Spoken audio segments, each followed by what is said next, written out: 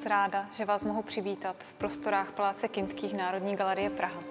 Nacházíme se ve výstavě Rembrandt Portrét člověka, kterou se vám v následujících týdnech pokusíme přiblížit, alespoň skrze krátká videa, které uvidíte na sociálních sítích Národní galerie. Tato videa představí nejenom klíčová díla této výstavy, ale ukáží také Rembrandtovu kreativitu.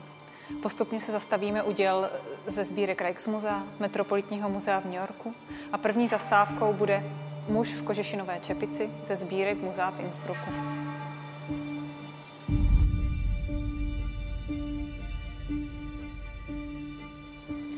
Obraz muže v kožešinové čepici ze sbírek v Innsbrucku je krásnou ukázkou raného Rembrandtova díla. Nese v sobě syntézu právě těchto raných let, ale předznamenává také dílo, které bude zanedlouho následovat. Je krásnou ukázkou práce světla a stínu, ale nejedná se o portrét jako takový. Tématem tohoto obrazu je takzvané tróny, což je typ malby, jehož smyslem je zachycení výrazu tváře, nějaké emoce nebo duševního hnutí, tak jako vidíme právě na tomto innsbruckém obraze. I když se v tomto případě nejedná o portrét jako takový, někteří badatelé se domnívají, že právě v rysech tváře starého muže spatřují rysy tváře Rembrandtova otce.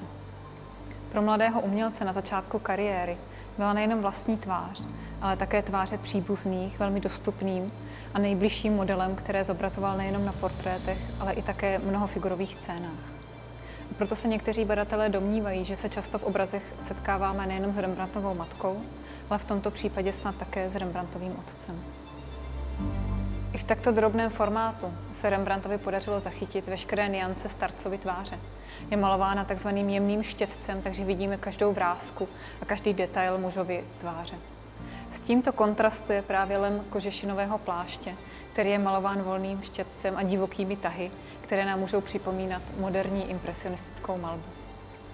Tento obraz Rembrandt také sebevědomě signoval. V levé části najdeme jeho signaturu RHL, kde L odkazuje právě k jeho rodnému městu Leiden.